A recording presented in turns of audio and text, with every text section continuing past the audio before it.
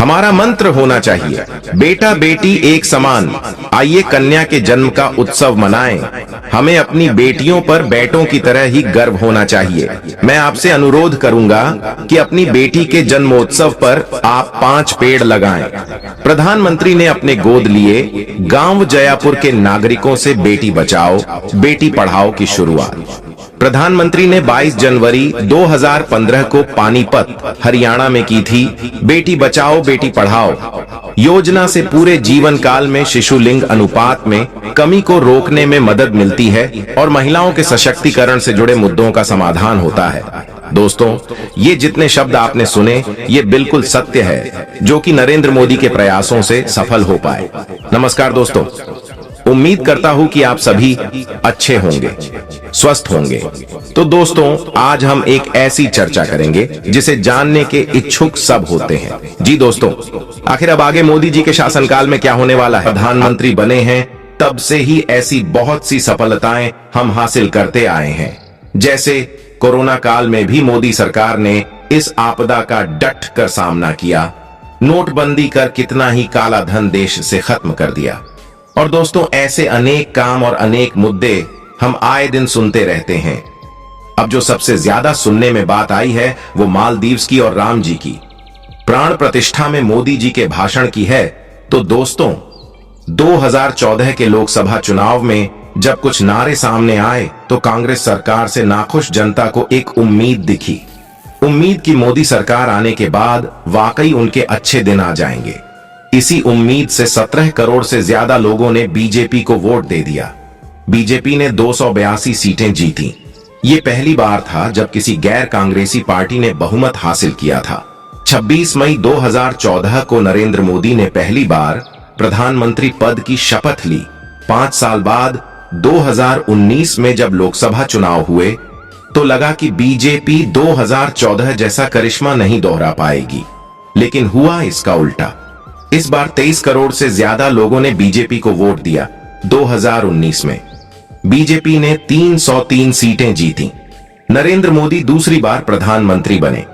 मोदी जब प्रधानमंत्री बने तब भारत की जीडीपी 112 लाख करोड़ रुपए के आसपास थी। आज भारत की जीडीपी 272 लाख करोड़ रुपए से ज्यादा है। भारत दुनिया की 5वीं सबसे बड़ी अर्थव्यवस्था है।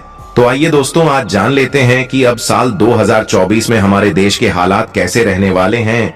देश और दुनिया में ज्योतिष के क्षेत्र में कई जाने माने ज्योतिषाचार्य या भविष्यवक्ता रहे हैं। वर्तमान में बैठकर आने वाले समय के लिए की गई इनकी भविष्यवाणी एकदम सटीक साबित हुई है। इनकी भविष्यवाणी जब सच हुई तो लोगों के पैरों तले जमीन खिसक गई। वर्तमान की घटनाओं को भविष्यवाणी से जोड़ा जाता है और जब भविष्यवाणी हकीकत का रूप ले लेती है तो इन पर यकीन करने का भी मन करता है। अब देखिए, ना दुनिया पहले से ही रूस और यूक्रेन के बीच छिड्ढे युद्ध को झेल रही है और ऊपर से इजरायल और हमास के बीच का भीषण जंग ने अब पूरी दुनिया को एक तरह से विश्व युद्ध के मुहाने पर खड़ा कर दिया है। गाजा में नरसंहार हो रहा है। कई बातों को अब देखा जा रहा है, पढ़ा जा रहा है।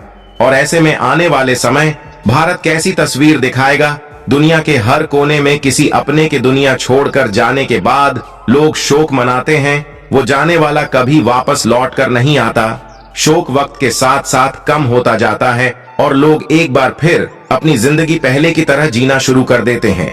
लोग अपने दुख को स्वीकार कर लेते हैं। धीरे धीरे उस इंसान को भूलने भी लगते हैं, चाहे फिर वो जीवित रहते उनकी कितनी ही बड़ी आदत क्यों न बन गया हो। लेकिन क्या हो अगर लोग शोक मनाना ही बंद कर दें? किसी की मौत के बाद लोग उस दर्द को स्वीकार ही न करें। आप सोच रहे होंगे कि भला ये कैसे हो सकता है, लेकिन एक शख्स ने दावा किया है कि ऐसा साल 2024 में हो सकता है। ये बात भविष्य देखने का दावा करने वाले एक शख्स ने किया है। शख्स का नाम एथोस सैलोमे है। वह ब्राजील में रहते हैं। अपनी भविष्यवाणियों को लेकर उन्हें जीवित नास्ट्रेडमस भी कहा जाता है। उनकी कई भविष्यवाणी सच हुई हैं। इसमें पिछले साल महारानी एलिजाबेथ द्वितीय की मौत से लेकर एलन मस्क के ट्विटर को एक्स में बदलना भी शामिल है। भारत के भविष्यवक्ता संत अच्युतानंद दास और फ्रांस के भविष्यवक्ता नास्ट्रेडमस की भविष्यवाणी सहित जर्मन भविष्यवक्ता बाबा वेंगा द्वारा की गई भविष्यवाणी भी काफी प्रसिद्ध है। नया साल आते ही इन लोगों के द्वारा की गई भविष्यवाणियां को किताबों से निकालकर इंटरनेट पर पोस्ट की जाती है। इस बात का दावा किया जा रहा है कि इन लोगों ने जो साल 2023 के लिए भविष्यवाणी की थी वो सच हुई है।